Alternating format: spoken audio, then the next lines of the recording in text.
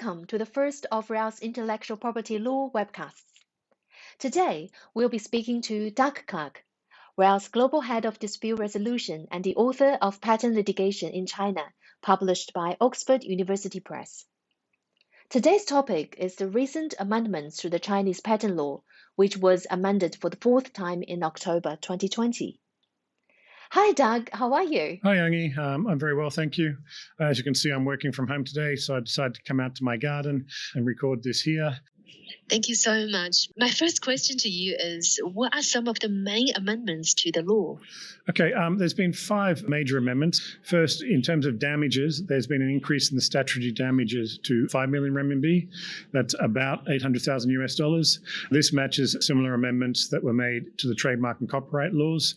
Statutory damages in China are the damages the court can award when other methods of calculation, such as the infringer's profits or the loss to the rights holder, can't be calculated easily.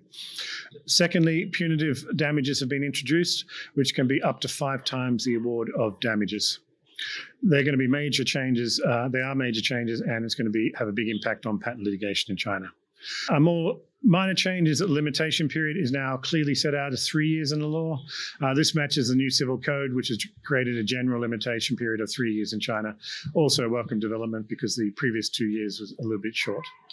There are also some changes regarding evidence collection that mean that it can be easier to ask for the books of the other side for calculation of damages, and the reversal of the burden of proof. These are welcome in the patent law, but in fact, most of them had already been enacted in the new evidence rules that were issued by the Supreme Court in May 2020, or actually came into effect in May 2020. There's also a new provision saying that patent abuse will be dealt as part of under the anti-monopoly law. Courts had already been doing this, but now the patent law has spelled out clearly that if you engage in abusive use of your patents, you can be sanctioned under the anti-monopoly law or have action taken against you under the anti-monopoly law.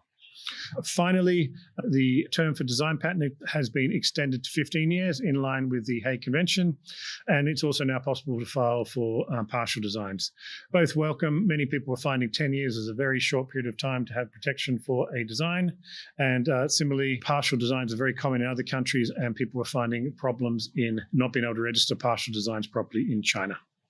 I understand that there have also been some changes to the protection for pharmaceuticals. What are these changes? Yes, there's been some big changes for the protection of pharmaceuticals. First, there's been a patent term extension brought in, as well as patent linkage. These are major changes that were almost unimaginable 10 years ago. I remember visiting SIPO, as it then was, many years ago, and having discussions with them about patent term extension and patent linkage, and just being told in pretty clear terms, or as clear as a Chinese bureaucrat will ever tell you, this was not something SIPO could deal with. It needed to be dealt with politically. And that is, in fact, what's happened. These are pretty much a direct result of the US-China trade law, where the US has put pressure on China to introduce patent term extension and patent linkage. For patent extensions now, a patent for a drug that has been caught up and delayed in regulatory approval may be extended for up to 5 years.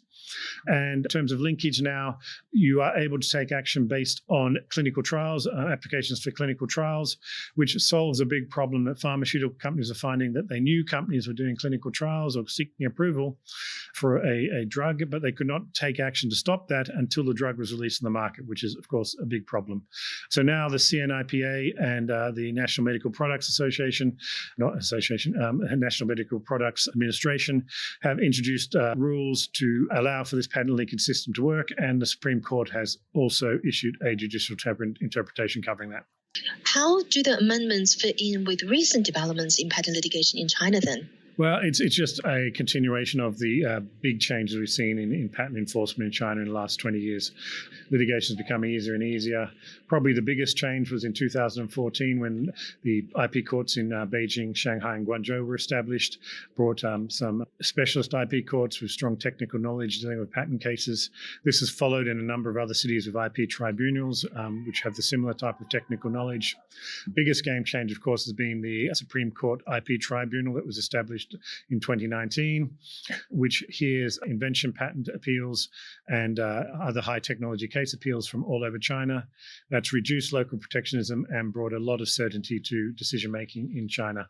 So with these new amendments, we are now seeing even further clarification of the law. Damages are going to be much bigger and easier to calculate because of the number of changes I've mentioned, including the new evidence rules.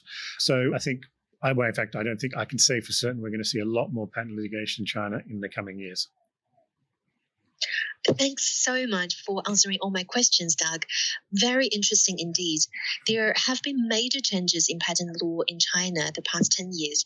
And as you said, we can expect China to be a center for patent litigation in years to come. Thank you so much for your time. Thanks very much. Bye.